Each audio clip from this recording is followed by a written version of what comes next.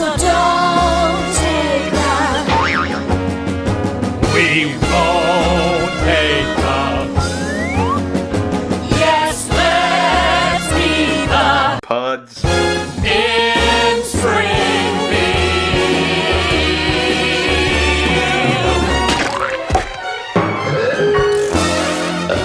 I need some healing. Take my hand with your glove of love. Good evening, lunkheads, and welcome to episode 11 of Pods, In the key, of Springfield. Springfield. I was hoping for a moment you would just be article and preposition man, and then you went and said a word that was a noun. You know, I was actually teaching my students about articles and prepositions today, so it's good to hear you correctly define both terms. Man, if I'd known that you'd been teaching those terms today, I would not have used those terms.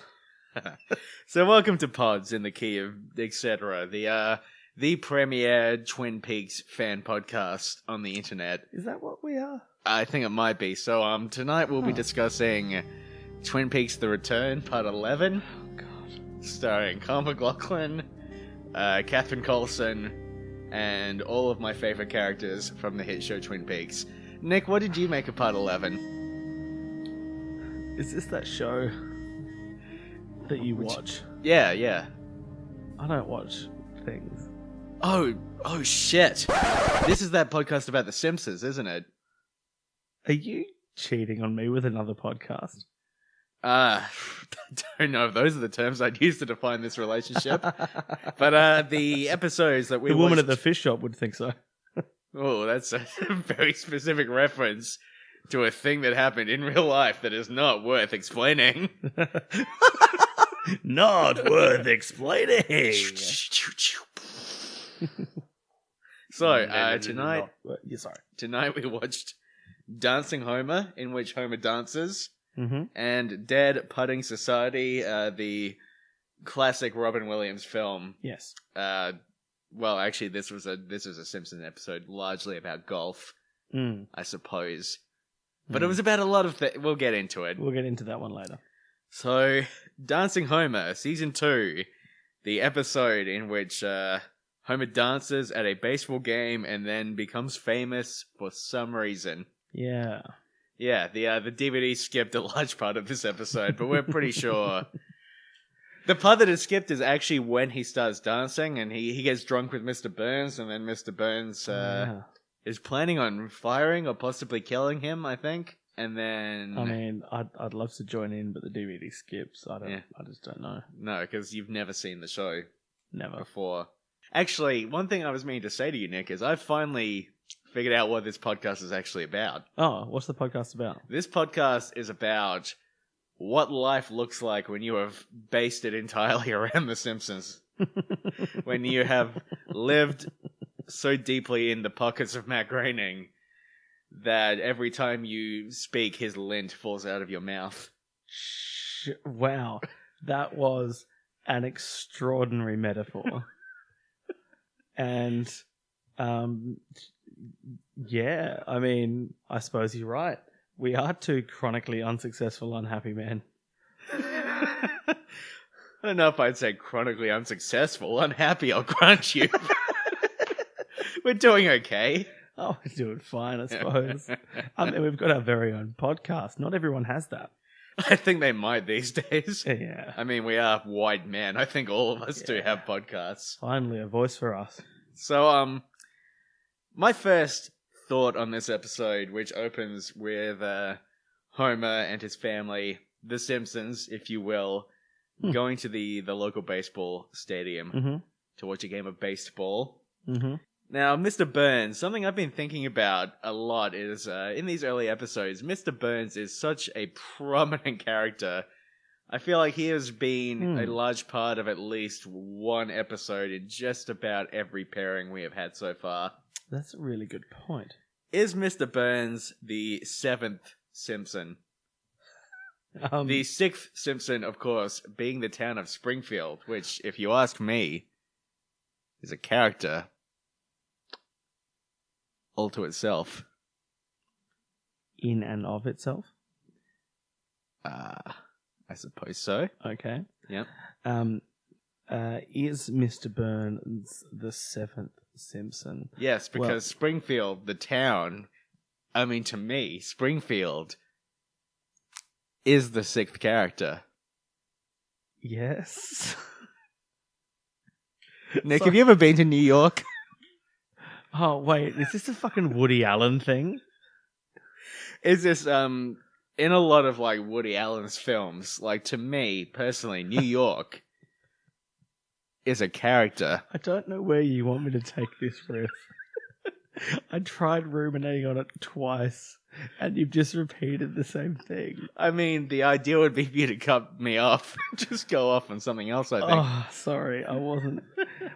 I'm too polite to do that. Here's something interesting from the baseball game. Homer talks about 72-ounce tubs of beer. I did the conversion on that. It's 2.1 litre tubs. All right, cool. As an Australian, I have to say, not that much beer. 2.1 litres. Yeah, not that much. Okay. That, the cup you've been drinking from tonight, how many litres is that? 2.1.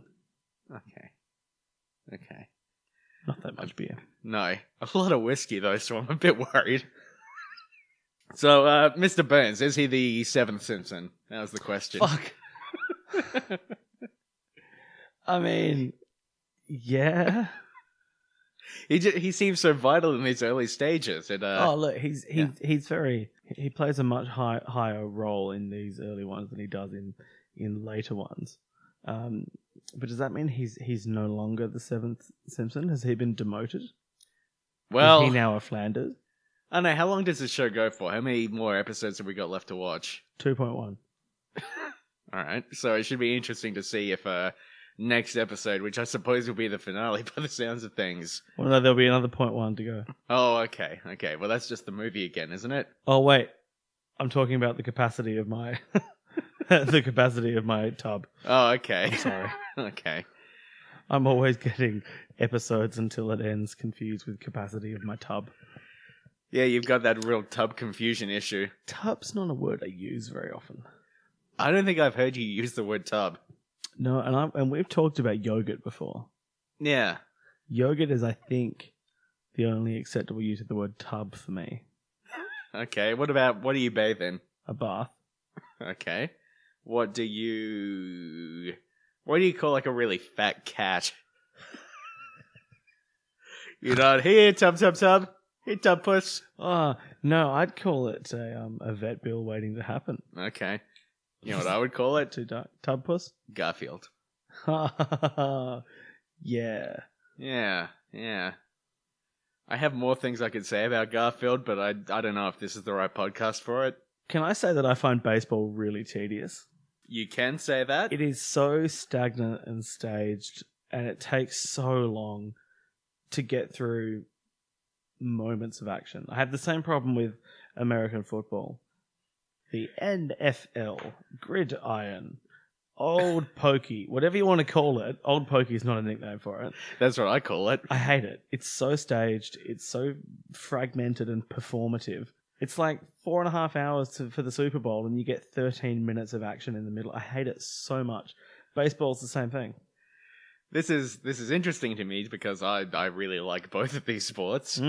And I mean, baseball, my favorite memory of a baseball game is when I went to Japan and I watched the Tokyo whoever the hell versus, I think it was the Osaka what the fucks. I can't remember what their names were, but there was a the team that Mark Maron sponsors. Yeah, absolutely. Mark Maron, if you're listening. Are you listening? I really hope Mark Maron is listening. You know, the Osaka what the fucks really play well today. Now tell me, Nick, who are your guys? Who are the guys you grew up with? I'm just really angry, but I'm also very good at my job. Anyway, I'm not going to talk about the Japanese baseball, actually. That's not really an interesting anecdote. What I will say is that I really like the stadium designs in this episode of The Simpsons. Those baseball stadiums, the contrast between the Springfield one and the Capital City one, really great. You get a good sense of the differences in their design and also the differences of their atmosphere. Sure. I got weirdly nostalgic watching this episode for like a childhood that I never actually had. Just watching them go to the baseball and like the idea of like, the balmy night sitting out there, watching the ball game, eating the hot dogs, Falling while the asleep father 'cause figure it's- drinks the beer, and Falling asleep because it's fucking dull. that wasn't part of it. No, it looked really pleasant to me. Ah, okay. Yeah. You remember pleasantness? No. That is experience that you used to be capable of it is in a past. before this bitter world turned you out and spat you to the curb? I've been spat to so many curbs by this world. But that's fine. Yeah, much like Lisa in the next episode we'll be looking at, but Man, that's she's dark in that episode. getting ahead of ourselves, myself, etc. So this episode was really silly. Yeah. It seemed like a season 1 sort of plot line, just Very exaggerated. yeah, where Homer dances once and then becomes famous for it, and then the plot is resolved in a very unsatisfying way later on. I'm surprised that they didn't have a montage of Homer putting up signs around the town. Yeah. Hey, there's an idea for an episode. Man, they should have that as a B story. Yeah, what if Homer puts up a bunch of safety signs? For some reason. For some reason, and then he gets made the safety technician at the nuclear plant, and then he plummets to his death at the end. Alright, I'm into Yeah. it. And the rest of the series continues on from that point. Oh! Because that'll just be, Oh! yeah, that'll be like an episode, and then from there, there'll just be more episodes. I thought we were heading back into your little theory. Which one? Remember that theory you had where, like, in every episode you were working in, like, a death dream? A what? What are Have we I- talking about? Remember the death dream? You've used it in basically every episode so far, where there's been, like, a point where someone dies, and then you say, and what if the rest of the show was just... And then, it's like a death dream thing. Neg, that's very silly, and you know that I take this very seriously. And frankly, I don't appreciate your tomfoolery or japery. How many of my 2.1 litre tubs of beer were you drinking in the recording of the other episodes? How many of the tubs themselves was I drinking? Yeah, Yeah. because I'm missing a few tubs. And my doctor has told me that I am drinking too much plastic. Not to mention the amount of glass I'm consuming. So this episode, Homer, he dances a lot. Eventually, he gets called to dance in Capital City. Mm-hmm. The kids are inexplicably opposed to this idea. Lisa, in fact, says that she had always envisioned dying in Springfield, which seems... Wouldn't you with a father like Homer? A father with the murderous intent that you've established over the course of several episodes. I mean, that is true. That was a season 1 thing. I don't know. I feel like maybe this season's Homer has mellowed out a lot. Right. And one of my notes here is there's a scene very early on, and I know I'm jumping around a lot, but the people listening to this are very smart. They can follow along, I'm sure. There's a scene early on where Marge, she goes up to the baseball players to get a signature on Bart's ball, and the baseball player writes instructions on how to get to his hotel room, Yeah. gives it back to Bart, and Homer, who I think would have gotten furious about this in season 1, seems kind of turned on by the fact that this baseball player is into his wife, which I thought was a neat little character touch, and maybe it means that Homer has mellowed out a bit. Maybe he's not the murderous killing machine that we know without a doubt he was in the first season. Do you think that part of that, though, is that the baseball player in question was an ex-Major League player? Do you think that the status of the player has something to do with Homer's reaction? If it was just ordinary, I don't know, Joe Swing-a-Lot or whatever normal baseball players are called. Yeah, Joe Swing-a-Lot or Jimmy the Bunt.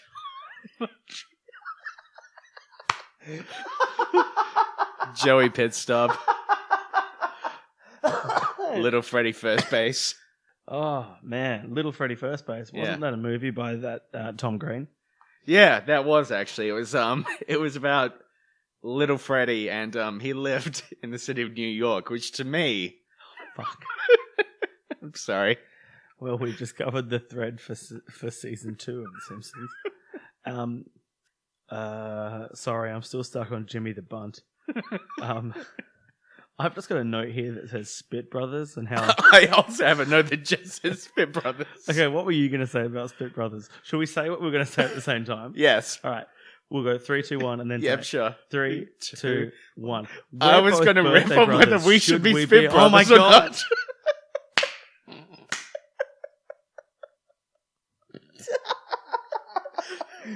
So I coined us birthday brothers because we're both born on a day. Yep. Specifically the same one. Being born on a day is not a brag. Oh, look, Both of us were born on a day. on a day. Yeah. Look, I don't want to get too up myself here, but I've got quite a lot going on. I was born on a day. No. We were both born on December 3rd. So I coined us birthday brothers about 2 years ago. Yeah. And I put down we are birthday brothers. Should we also be Spit Brothers? Okay. I think we both agree that we shouldn't, right? Oh, I thought we could do it on the podcast. I mean, you have been spitting on me a lot lately, and I've taken it... until I watched this episode, I frankly took it as a sign of, that you're upset at me about something. Did you take it with some kind of malice? I mean, you were spitting, right into my face, and then again onto the ground, so...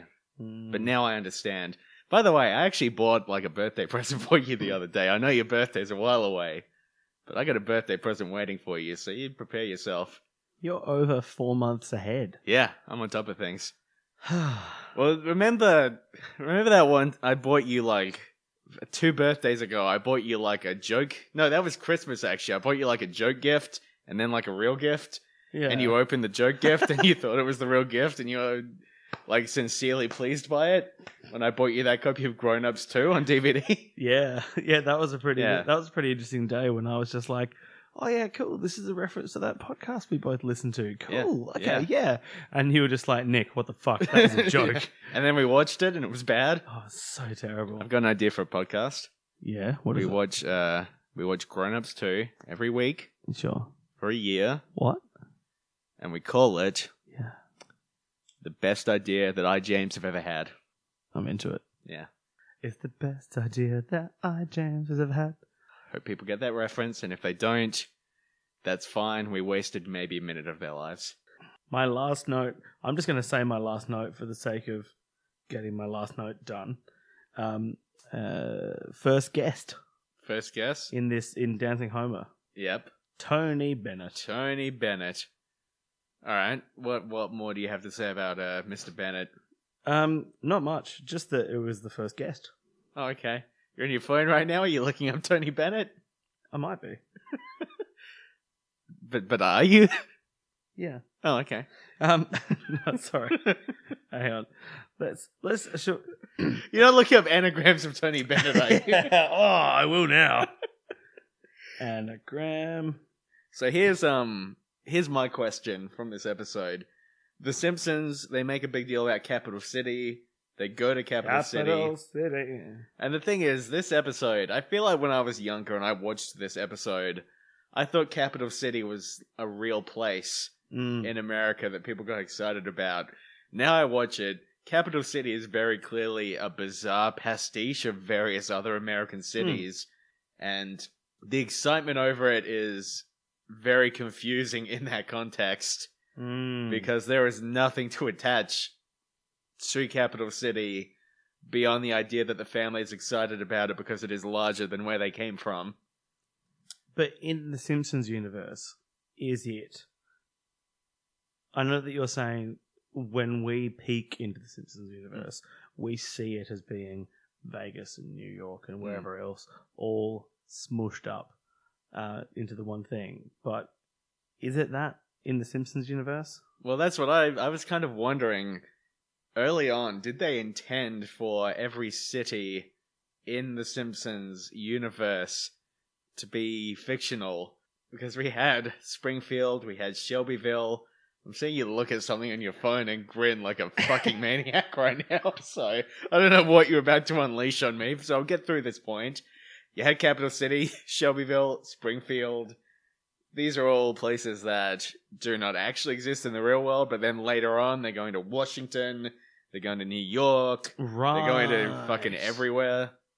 they're not allowed into Delaware, or they're going to Delaware to see a screen door factory or something.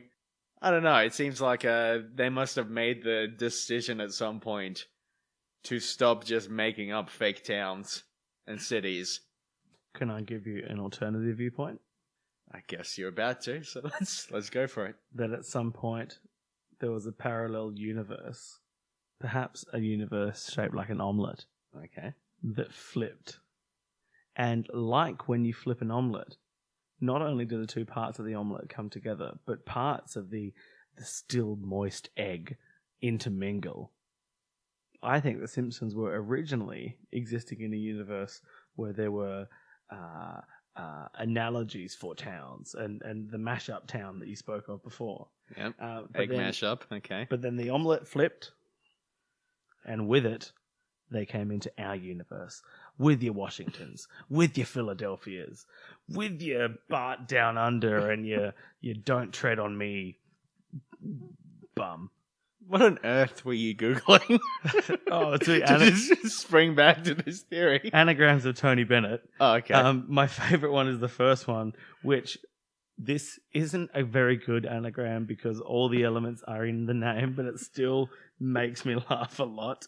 First anagram. Bent Net Tony, which is like the worst nickname for a fisherman ever. Bent Net Tony, which Bent Net Tony is actually, funnily enough, the name of our previous Prime Minister, Ben Net Tony. Yes, Tone. Man, Hey- you did so hey, much Tone. build up to that, while at the same point completely undercutting it by explaining during the build up that you were building up to something terrible. Bent Net Tony. Yeah. Oh yeah, no, I whiffed it. So, But- oh no, wait, sorry, sorry, my omelette egg flip theory. Yep. That wasn't building up to Bent Net Tony. Omelette egg flip was building up to why there are different. oh yeah, we've established that this is definitely Okay. the reality of this TV show Okay. in earlier episodes. If you don't know what we're talking about, go back and listen to the earlier episodes. It is well established that The Simpsons is taking place in some sort of a omelette universe. Mm. That's about the extent of it, isn't it? I don't need to explain it any further than No, that. I think if anyone doesn't get it from that, then Yeah. oh boy, Oh boy. whoa, no. Oh, Doctor. So they go to Capital City. Homer's terrible dancing is a failure because, of course it is. It wasn't very good to begin with. Mm. It doesn't make sense that anybody really gave a shit about it at any point. Yeah. They drive back to the home that they have packed up completely. By the way, in this episode, they show them packing all their possessions into their car, Mm. which is weird, and then they drive to Capital City and they're staying in a motel. Where did all their stuff go? Why were they packing it up? They still have their house. I assume that when they were in the motel, their stuff, which was on the roof racks of the car, all got stolen. I mean, this Capital City gig is, what, like once a week? They don't need to move to Capital City. Yeah, how frequent are baseball games? I mean, Homer only asked for a leave of absence from work. He doesn't quit. This doesn't quite add up to me. This doesn't add up. No. Do you think there's something else going on? Some kind of witness protection bullshit? I think what's really happening is that Homer, unreliable narrator, just like Homer in the Odyssey. Which I have Is this kind of said another without Woody- thinking about it too much, but I think there are some elements of that maybe in the Odyssey. Is this another Woody Allen film? Let's see, the thing about Odysseus is that, to me, Ithaca really is like a character itself. Isn't The changing political climate of ancient Greece. now is Ithaca? Do you mean the? Yeah, the monster from Our Real Monsters. Oh no, I was going to say, isn't there a town in Chicago called Ithaca? And do you mean the real Ithaca or the Simpsons egg flip omelette Ithaca? Oh, you're on a very different level from the one I went for there. Yeah, are real monsters. Was yeah. that the one where the guy was holding his eyes? Yes. Does that not seem like a real bad design to you? I mean, it definitely seems like something you would sketch as a child without thinking about the logistics of too much, that they then turned into a full TV series, which was pretty good. Yeah, you're right. Are Real Monsters was popular. Explain that, atheists. I liked I remember when I was a child, because I used to be a child, they brought out this line of Real Monsters toys, and they all had different things based on like what the powers of the monsters were. Sure. So, Ickis... What the powers? Mark Maron's Supernatural podcast. So what are your powers? What are your powers? You know, when I first saw your powers, I didn't like them. Superman, get back here, come on! Come on, where you going? I was bad to my ex-wife. That's slipping further and further from Mark Maron. Mark Maron, if you're listening, I really enjoy your podcast. What the fuck was I talking about? Oh yeah, the toys. They would do things based on what the monster could do on the show. Sure. And I liked the Crumb, who was the guy who would hold his eyes. Sure. His main power, it seemed, was that he smelt bad. So that one just smelt Right. bad. That was like the thing it did. That's not... You can't sell a toy to children that smells bad. And yet they did. That's ridiculous. Yeah, I don't know how they did it. Maybe it was full of onions, who can say? That's what I would do. I would just stuff the toy with onions. Hey, Nick? I'm really confused. Nick, do you want to buy this toy that I've made? It's called a Little Onion Annie. Little Onion Annie. Little Onion Annie. Because you can't get a man with an onion, with an onion, with an onion. Yep. That's not from... Yeah, that's from Annie Get Your Gun. Oh, okay. Cool. Did Annie get her gun in the end? Oh, Annie got hers. Oh, that's lovely. I'm glad. So they fuck up. Homer drives the family back home. Oh, we're still on this episode. He says, my favorite line of the episode, which is something along the lines of, my wife and kids supported me all the way. Later I realized how little that helped, which I love because it's very much our core philosophy in life, I think, because you know, we don't have wives. I'm not going to even pretend we do. But anyway, No. Then the episode ends. It's fine. It's good. It's all right. It's probably the weakest one of season 2 so far. Dead Putting Society. Dead Putting Society. First thing I noticed here Yep. is, do you remember when we were doing the season 1 episodes? I commented on the sign at semi-painless dentistry in the opening scene. I do remember, and how yes. much I liked that. Yeah. Yeah, that's no longer there anymore. What do you think happened to the semi-painless dentist? Well, as we have established in earlier episodes, a lot of what is happening in The Simpsons is about the economic downturn. The economic downturn. The economic downturn. Yes. Speaking of the economic downturn, Aye. Homer's got one of those manual lawnmowers. Yeah. Those pushy, wheelie, rolly ones. That's what they call it, yeah. Pushy, wheelie, rolly ones. I had one of those Yeah. in a previous house because I had not very much lawn. And I was like, this lawn is so insignificant that I bet I can just use one of those pushy ones. You know what? They're bloody awful. Yeah, well, that was the 90s. I don't know. How much did a real lawnmower cost back then? Well, I didn't buy many real lawnmowers in the 90s. I'm not sure. I can't give you a specific You say not answer. many. How many is not many? Like 6? Yeah, 6. Yeah. A year? No. Oh, okay. Just 6 in the course of my childhood. So some interesting stuff in this episode. Those mowers are really good at hurting your chest. Because what you do is you get to a point where like you're pushing hard and it's like you start going and you go, I'm on a run here. Yeah. This is not literally run. That would be ridiculous. I'm on a good canter, as a horse person would say. A horse person, as a centaur would say. A centaur while they're mowing, I'd say. Yeah, as a mowing centaur. I'm on a good cantor. I'm on a good... Yes. And then you hit like a big, grass root, or you might hit a rock or something like that. And the whole thing just stops, but you're still walking. And the handlebars just hit you in the chest. I mean, the only mow that I'm interested in is my Sislak.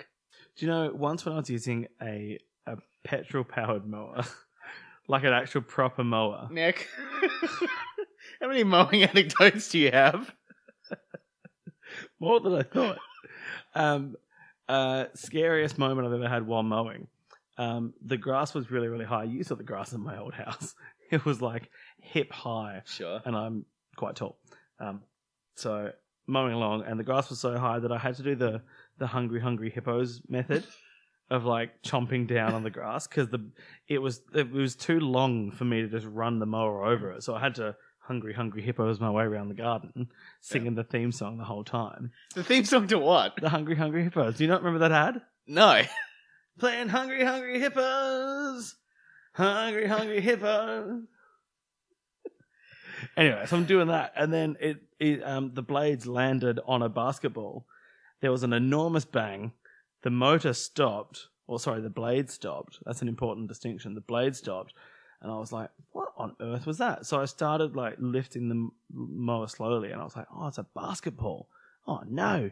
Oh, I've punctured me bloody basketball. I have." So then I went to stick my hand in to get it, Ugh. and then I went, "Hang on a minute. Maybe I'll just back up a bit and see if I can kind of pop the basketball off the blade using the friction of the ground." And I did, and as soon as the ball became free, the blade started up again. I nearly did myself a Herman. Ooh, a Herman. Yeah, because I was also driving on a bus, and I had my arm sticking out the window. That's how you would mow your lawn usually. You would just drive the bus past. I do a drive-by. Yeah, I mean, this is a good story, but I don't see what it has to do with Twin Peaks.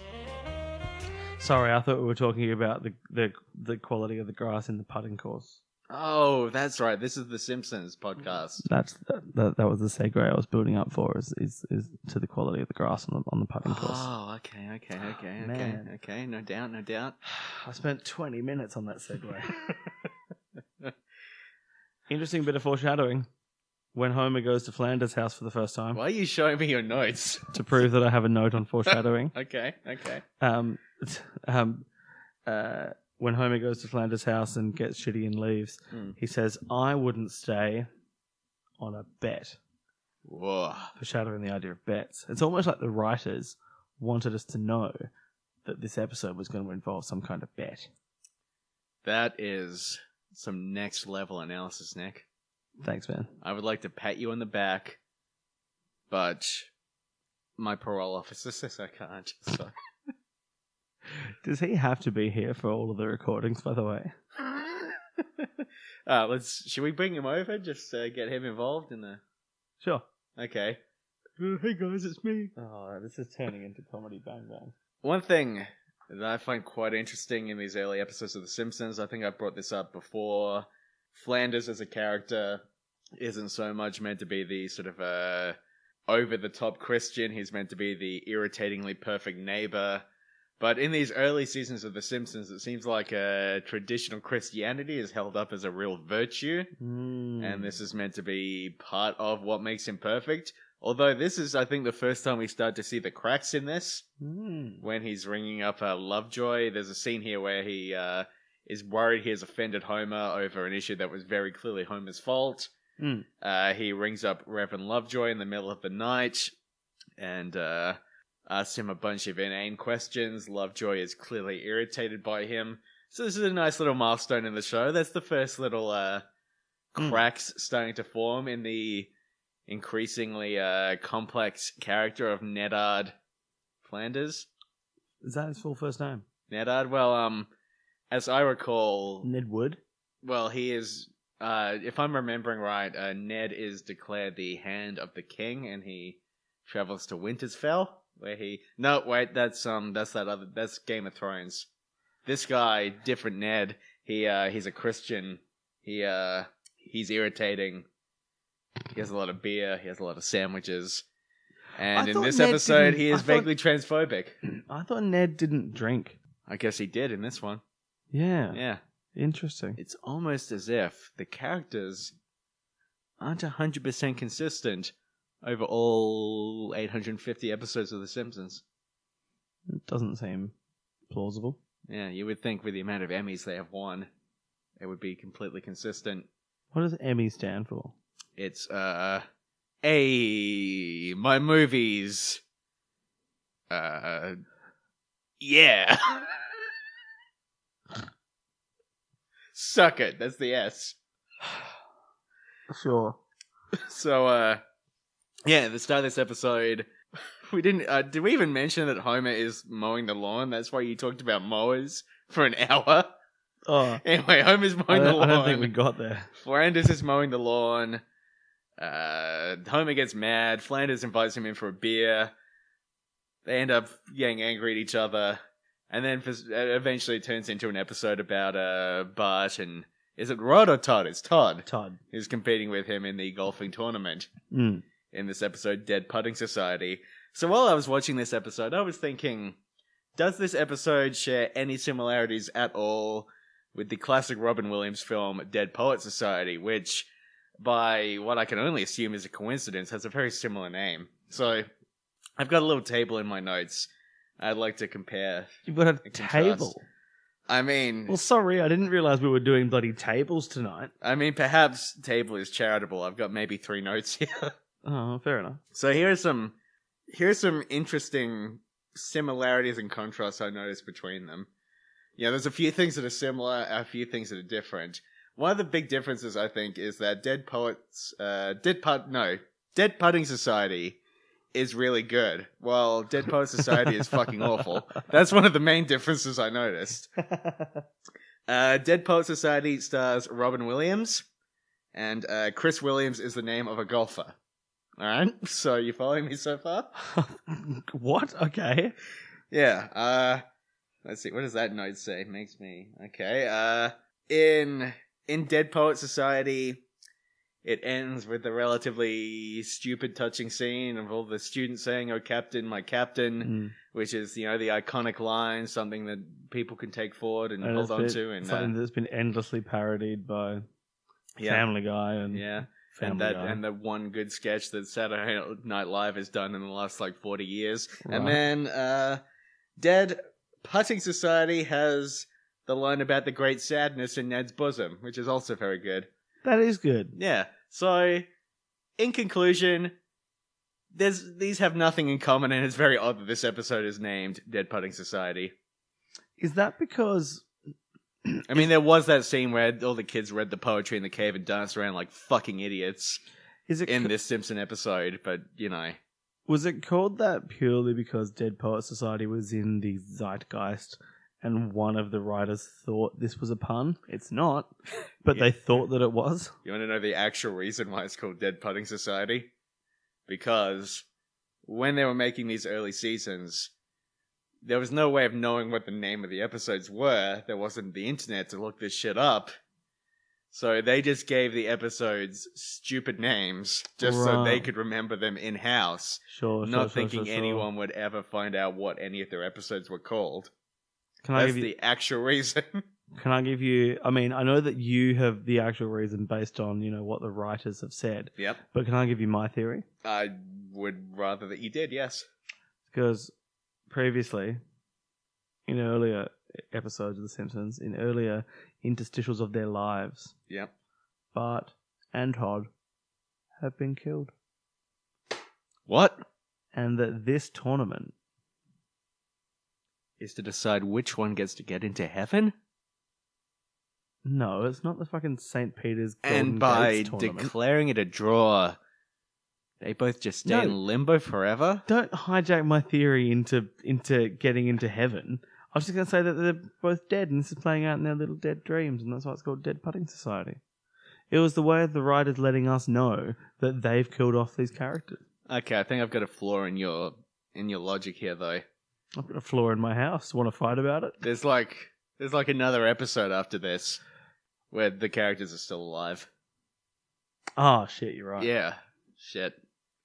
Yeah, sorry, otherwise pretty well thought out, pretty well plotted, yeah. No, I'm glad you pointed that out. If only someone else had thought of that earlier. So, Bart learns how to play putt-putt, mini-golf. Mini-golf? Because Lisa borrows a bunch of books from the library, largely about her meditation and philosophy, and somehow this teaches Bart how to be a good golfer. Did you notice the shelf stacker in the library? The shelf stacker in the library. So, I don't want to diminish the work of librarians. They're very important persons. Yep.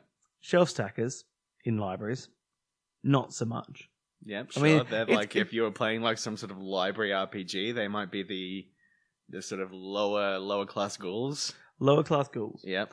The Lisa. I just before we get into this, I feel like we should clarify we don't actually know that much about how libraries operate, and we could be completely wrong. Oh yeah, Just for safety. just for the sake of safety. That's Anyway, fine. carry on with That's fine. But for the just if you're a librarian or a library support staff member or whatever it might be, please just run with me on this one. So, Lisa walks past the guy who's clearly putting the books back on the shelves and says, "Hey, Ralph."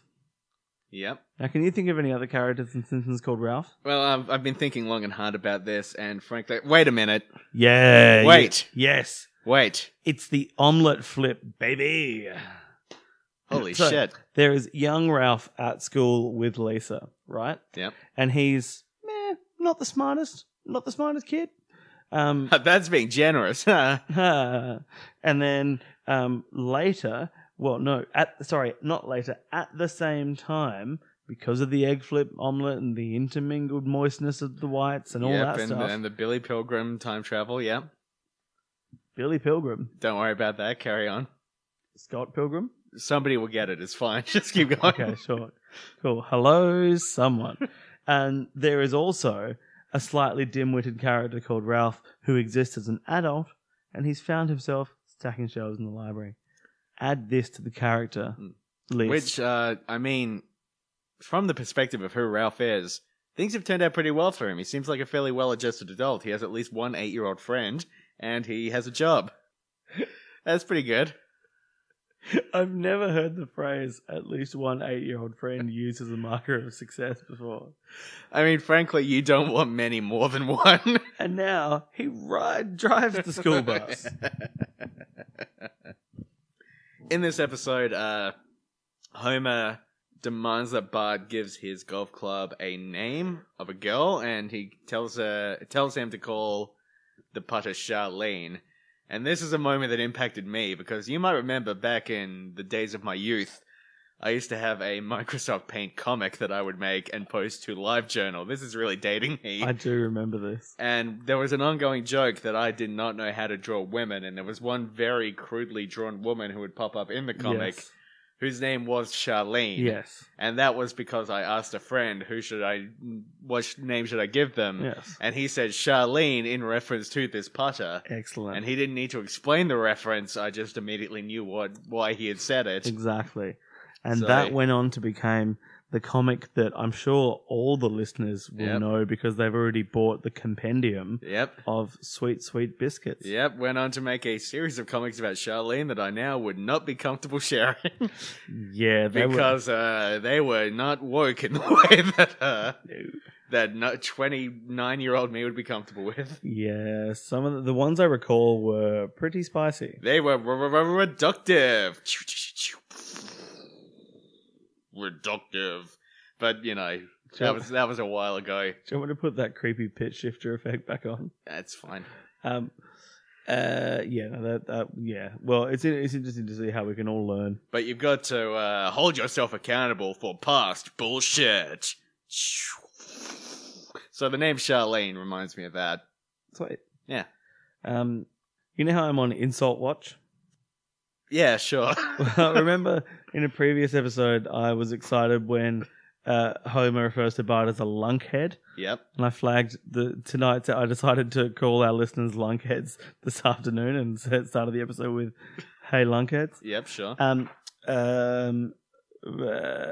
Flanders uses the insult jackaninny. That is, yes. Jackaninny. Jackaninny. I'm going to see if it has a meaning. My problem with insults now is whenever I come across a new insult, my initial reaction is, Don't much care for that one. is that racist? Wow, okay. According to this Irish website, the Dictionary of Irish Slang, jackaninny is a fool, and then the usage example is "Dat lad's a right jackaninny." Dat Okay. lad's a right jackaninny. Hit that lad. Oh shit, what up, Jackaninny? Oh, that one's for you, fella. Oh, internet. What else happened? Hold in this yourself one? accountable for past bullshit, internet. Hey, Nick, Hey, girl. if a tree falls in the woods Yeah. and there's nobody there to hear it, Yes. does it make a sound? Of course it does. Oh, okay. Good. Yeah. I'm just gonna make a little note here. Okay, so sound is vibrations in. It Oh, you're really. makes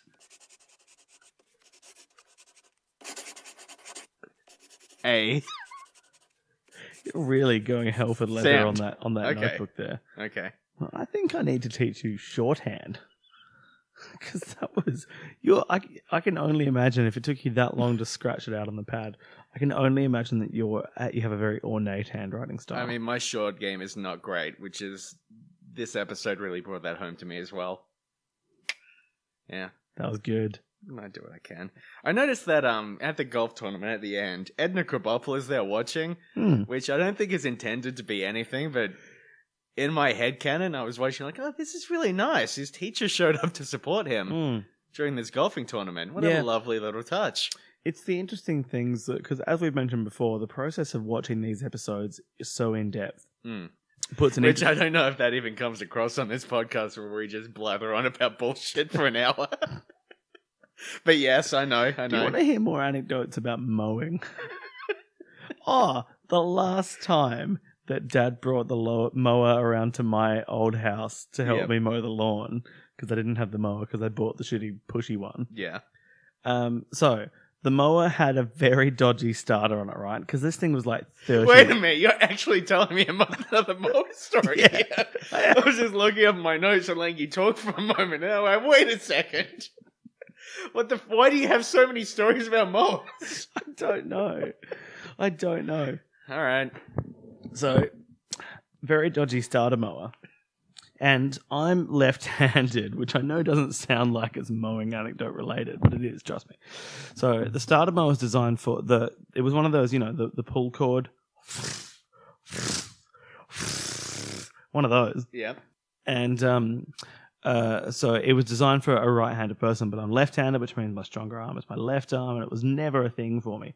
I tried for 3 minutes of like solid, hard, really giving this starter a crack, trying to get it to work. Yep, solid hard, really giving it a crack. Got it. Yeah. Okay, cool, And then cool. after about 3 minutes, Dad just went, "Oh shit, there's no petrol in it," and waddled off to get the petrol. Is that the story? That's the story. All right. I mean, that was nice. I have a lot of notes left about this episode of The Simpsons. Yeah, you do. Yeah, I'm just looking. There's about 3 or 4 things I need to get through here. So, Okay.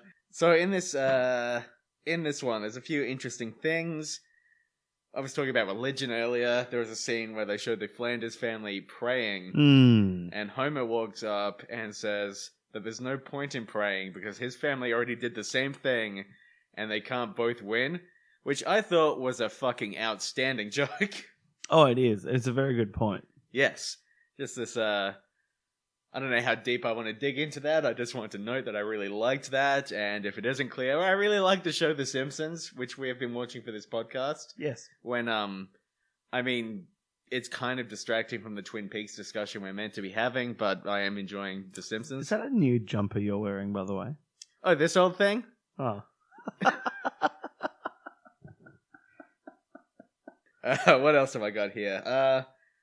You brought up something very interesting. We both thought it at the same time. But there's a scene in this episode, and because we have been watching this in greater depth than we used to back when we were dumb children. Oh, that's right. I was leading to this, and then I got distracted by another one of my sparkling mowing anecdotes. You look up anagrams of the word mowing. Wobbing? I don't know.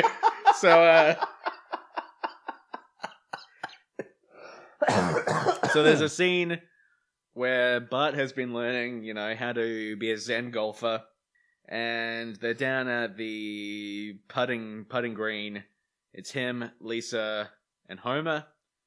And Homer's giving him a bunch of bad advice and agitating him. And Bart, who has just learned how to apply geometry and trigonometry and a Zen state of mind to golfing, And physics. hits the ball in such a way that it bounces off a pyramid. Is it a pyramid? No, it's the monkey's head. Okay, it bounces off the monkey's head the big monkey thing at the golfing thing, to use the technical terms, Yes. and goes flying right at Homer's head. Homer screams and ducks, and the ball misses him. Now, Yes. I had always interpreted that as Bart getting angry, lashing out with an unwieldy shot, and Yep. it just happens to come back past Homer in Yes. a kind of violence is funny comedy kind of way. But we both thought that given that he's just gone through all this stuff and has learnt these things about where to hit and how to hit, do you think that he's put in enough time that he goes, well, hang on a minute, if Homer's standing there and I'm here and the big monkey's over there, I've got to hit it clunk there for the whoop into Homer's head. Was it intentional attempt to hit Homer in the head with a flying golf ball? I do believe Bart was trying to kill his father. Interesting. First time of Bart trying to kill his father, do you reckon? Ooh, I mean, it's his most overt, explicit attempt, I think, Yeah. to usurp the patriarchal figure of the Simpson family and to Oedipus his way into the family. I don't want to talk about Oedipus. He is definitely, I think, trying to take down the figure that looms over him throughout the entire episode. You're reaching for a physical prop, Nick. I don't know if that's going to play. I've been looming a blanket. You just picked up a loom for... Well, because the word looming was mentioned? Yep. Okay, alright. I'm really going to enjoy the episode where Marge says, look at me, I'm weaving on a loom. Because that's what I do. But, okay. I imagine the loom won't be in the room at the time and you'll have to run upstairs or something. Hey, this Screaming, loom's I'll always, be back in a jiffy. this loom's always in the room.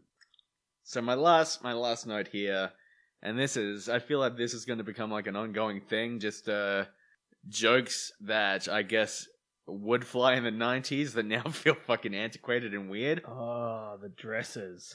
Yeah, not just the dresses, but when they decide they're going to make a bet about who wins the golf. First of all, Flanders suggests that they bet one of his wife's homemade bird feeders, I believe it is. Or is it wind chime? It's either bird feeder or wind chime. Wind chime.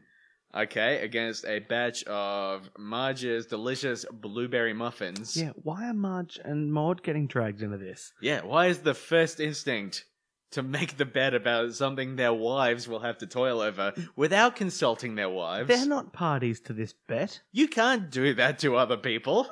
It's ridiculous. You can't just declare that your wife is going to do something. So then they change the bet. So they have to mow the lawn. By the way, Nick, do you have any good stories about mowing? I'll have to think. Okay, so they have to mow the other person's lawn wearing their wife's Sunday dress. Again, taking the things their wives own as their own property and deciding they can do with them as they want, even though Homer will tremendously stretch out Marge's favorite dress, and That's she a good point. expresses a great deal of ire about this, but is just unable to do anything. So the episode ends with the two kids having a draw, and Flanders and Homer have to mow each other's lawns in their wife's dresses, and a fucking crowd of people assembles to cheer and roar and dance like it's fucking Carnivale while they watch these two men wearing dresses mow the lawn like it's this grand fucking spectacle to see men wearing dresses. And I guess back then, this seemed like the most natural thing in the world to laugh and jape. I'm watching this now. This is a fucking weird thing. Yeah, and then it's interesting to see that the line that would have possibly been regarded as the progressive line in that scene, where Lisa says, why do I get the feeling one day I'm going to be just describing this to a psychiatrist? Yep. That seems like a 1992, or whatever it is, attempt to be progressive. Yeah. Whereas now it's like, oh no, there's no issue with this. There are heaps of men that wear dresses. Yeah, absolutely. I mean, once you realize at a certain point in your life, oh, anyone can just wear whatever they want and it's actually fine. It's just, it doesn't hurt or damage anyone and should not be a subject of humiliation. But yeah, this is 90. Is this 91? I don't know. 90? Who cares? Are you listening to that? Every football club that has a Mad Monday at the end of final season? we did forget to bring up the fact that Lisa is going through a really fucking dark time in this episode for some reason. Oh, yeah. There's just a series of jokes in there where Lisa... There's something in there about, like, her dad not giving a shit about anything she does, and, I actually didn't take adequate enough notes to make this point, but I think we need to keep an eye on Lisa. I think this is going to go somewhere. There's going to be some sort of, Lisa... Maybe she'll become, like, an angel of death later in this season. Does that happen? Isn't there a Kent Brockman show called Eye on Lisa? Now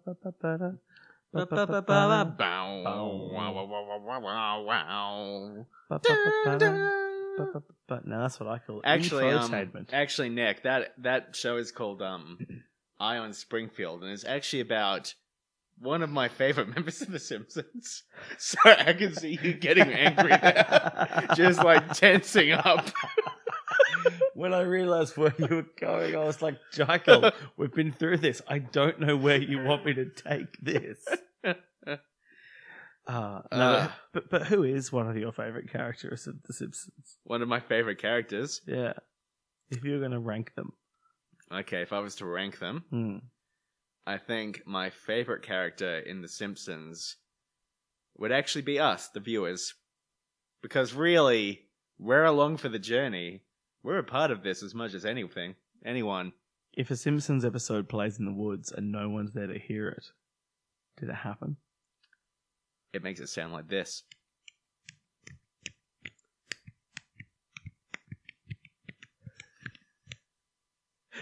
How long do you reckon we could do that for? Before people start writing complaints on iTunes. I don't know if it's an issue of how long could we do it, how long should we do it, maybe? All right, so I think that's probably it for this episode. I think that's it for us. I'm feeling we've actually been releasing these episodes now after stockpiling a few. So I feel like I should do the podcast thing and say it would be very nice if you are listening, if you could subscribe to us and leave a review on iTunes. The unspoken part of that is always please leave a positive review. Maybe you hate us. I guess if you hate us, you probably shouldn't have listened to 11 episodes, but that's fine. That's whatever. Yes, please, if you enjoyed it, leave a review. If you hated it, leave a positive review anyway. It's fine. We're on all the social media, well, most of it. Haven't made an Instagram account. We're on everything else, I think. It's generally either Key Springfield on Twitter or Pods in the Key of Springfield on everything else. I have been James, the 8th Simpson. And I have been Nick, the 14th Simpson. The 14th? Yeah. Oh, okay. I didn't get my registration papers in as quickly as you. Oh, okay. You have to really be diligent on those things, especially around tax time. See you later, lunkheads. Yes, Woozle Wuzzle, is that my thing? Yeah, that's how you sign out most things. Yeah, okay. Bye.